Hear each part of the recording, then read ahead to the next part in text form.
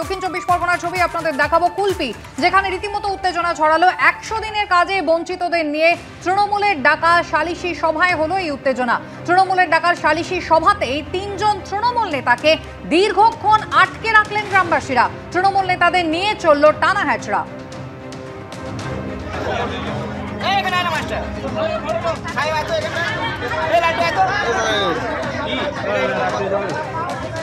গৌতম মন্ডল আমাদের প্রতিনিধি রয়েছেন আমাদের সঙ্গে টেলিফোন লাইনে। গৌতম, সেই উত্তর চব্বিশ পরগনার শুটিয়ার পর আমরা দেখেছিলাম দক্ষিণ চব্বিশ পরগনার কুলপি, এখানেই অভিযোগ উঠেছিল যে রাজ্য সরকার 100 দিনের কাজের যে টাকা দিয়েছে, যারা টাকা পেয়েছেন তাদেরকে আবার শাসক দলের একাংশকে কাটমানি দিতে হয়েছে। আর এখানে যে সালিশি সভা বসানো হয়েছিল সেখানে কি অভিযোগ, কেন 3 তৃণমূল নেতাকে আটকে রাখা হলো?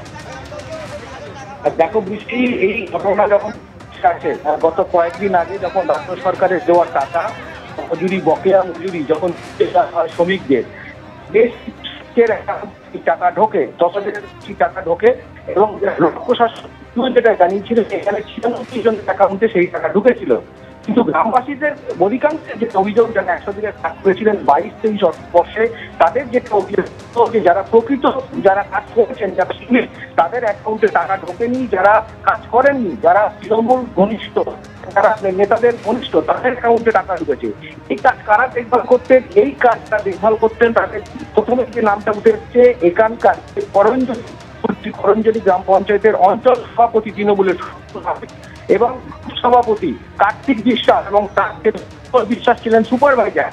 এবং অর্থাৎ 100 দিনের কাজের যে রাজ্য টাকা দিচ্ছে সেখানেও দুর্নীতির অভিযোগ উঠছে। শুটিয়ার পর আমরা কুলপির সেই একই ছবি দেখতে পাচ্ছি। জামুরিয়া অর্থাৎ আসানসোলে জামুরিয়া ভোটের মুখেই যেটা দেখা গেল, বিজেপি কর্মী নির্মীয়মান বাড়িতে বিস্ফোরণের অভিযোগ উঠছে। গতকাল রাতে বাগটিহা গ্রামে বিজেপি কর্মী মদন গড়াইয়ের বাড়ির শৌচাগারের ছাদে বোমা বিস্ফোরণ হয়েছে, আর এর ফলে ক্ষতিগ্রস্ত হয়েছে পাশের বাড়ির ছাদও। কথা বলবো আমাদের প্রতিনিধি কৌশিক কাতায়েতের সঙ্গে। কৌশিক, কি ঘটনা ঘটেছে?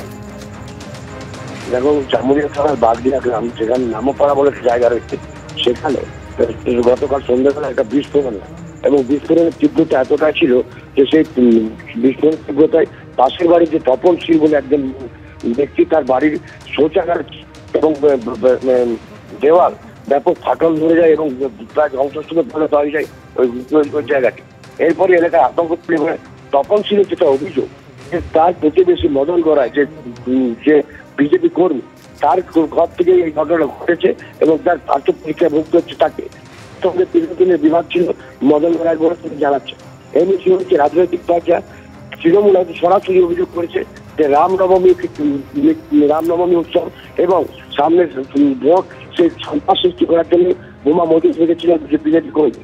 যদিও বিজেপির দাবি যে গোটা ঘটনাটার পিছনে তৃণমূলের হাত রয়েছে, তারাই প্ল্যান করেছে যে ওই বোমাগুলিকে এনে পড়ে সেখানে রাখা হয়েছে।